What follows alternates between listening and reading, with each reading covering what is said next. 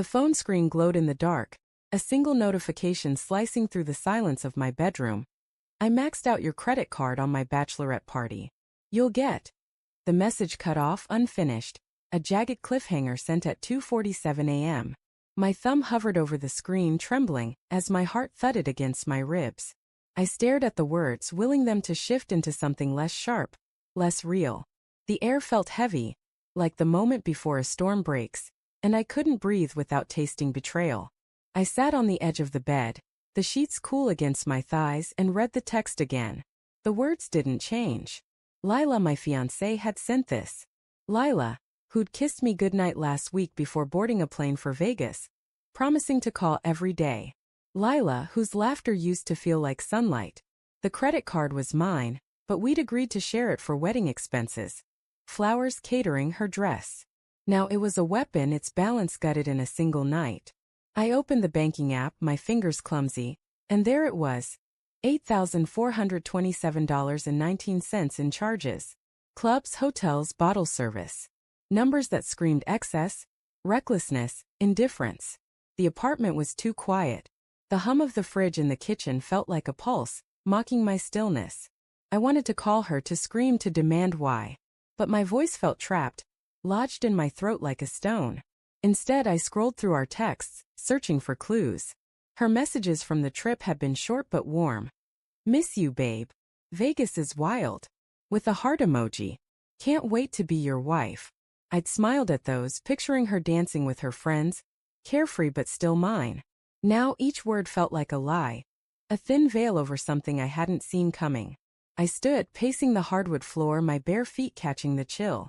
The living room smelled faintly of her perfume, jasmine, sharp and sweet, lingering on the couch where we'd planned our future. The memory hit hard. Lila curled against me, her hair spilling over my shoulder, talking about kids, a house, growing old. I believed every syllable, but now doubt crept in like damp rot. Had she been pretending then, or was this text the aberration? My mind churned, replaying every moment, every glance, searching for cracks I'd missed.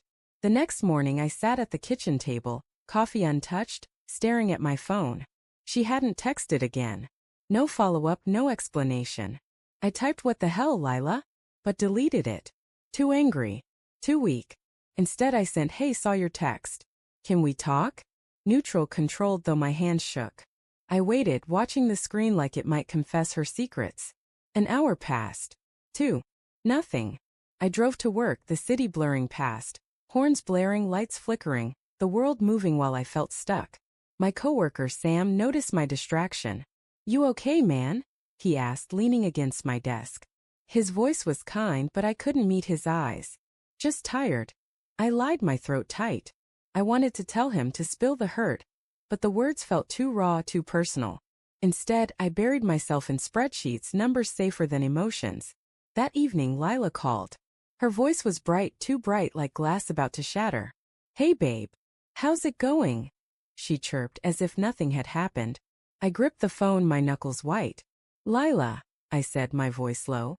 "What's with the credit card?" Silence stretched, thick and heavy. Then a laugh, forced, brittle. "Oh, that? God, I'm so sorry. The girls got carried away, and I didn't realize how much we spent. I'll pay you back, I promise." Her words sounded rehearsed, like lines she'd practiced in a mirror. "You maxed it out," I said, my voice steady but cold. $8,000. In one night." Another pause. I heard voices in the background, her friends laughing, music pulsing. She was still in Vegas. I know, she said, rushed. "It was stupid. I wasn't thinking. Can we talk when I'm back?" "I'm so sorry, babe." Babe. The word stung, a hollow echo of intimacy. I wanted to believe her.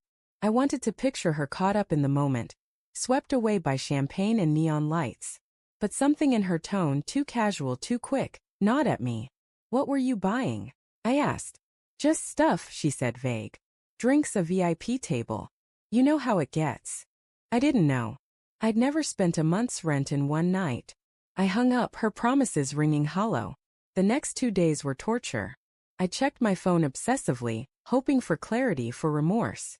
She texted once, "Boarding now. Love you." I didn't reply. When she walked through the door that night, her suitcase thudding against the floor, I felt a jolt, not joy but dread. She looked the same, dark hair loose, eyes bright, but different, like a stranger wearing her skin. "Hey," she said, smiling, reaching for me. I stepped back and her smile faltered. "Lila, we need to talk," I said, my voice barely above a whisper. The air between us thickened. She nodded, sitting on the couch, her hands folded tightly in her lap. "I messed up," she started, her eyes on the floor. "I got drunk, and the girls kept pushing for more drinks, more everything. I didn't mean to hurt you." I wanted to believe her, but the math didn't add up. $8,000 wasn't just drinks. "Show me the charges," I said. Her eyes flicked up, startled, then away. "I don't have the receipts," she mumbled. "They're with Jess." Jess, her maid of honor, who'd always seemed too wild, too reckless. I pressed, "Call her. Now." Lila hesitated, her fingers twitching. "She's asleep," she said too quickly. The room felt smaller, the walls closing in. "Lila," I said, my voice breaking.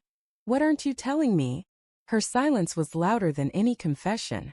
Then softly she said, "It wasn't just drinks." My heart stopped. "There was a guy," she whispered, tears spilling. "Not like that, I didn't sleep with him. But he was there buying us stuff and I let it happen." The world tilted. I saw it all, Lila laughing, flirting, letting some stranger pay for her night while my card burned. Not cheating maybe, but a betrayal all the same. "Why?" I asked, my voice raw. She sobbed. "I don't know. It felt good to be wanted, to be free for one night before." She trailed off, but I heard the rest. "Before I'm tied to you." I stood, walking to the window, the city lights blurring through my tears. I thought of our plans, the wedding we'd dreamed of, the life we'd built in my mind. All of it felt like ash now. "I need time," I said, not looking at her. She nodded, her sobs filling the silence. I didn't ask her to leave, but I didn't ask her to stay either. That night I slept on the couch, the weight of her confession pressing against my chest. The ring on the dresser, hers, glinted in the moonlight. A promise now broken. I didn't know if we could rebuild, if trust could grow again from this wreckage. But as dawn crept in, painting the room gray, I realized something worse. I'd loved her so much I hadn't seen her clearly. And maybe, just maybe, I'd betrayed myself too.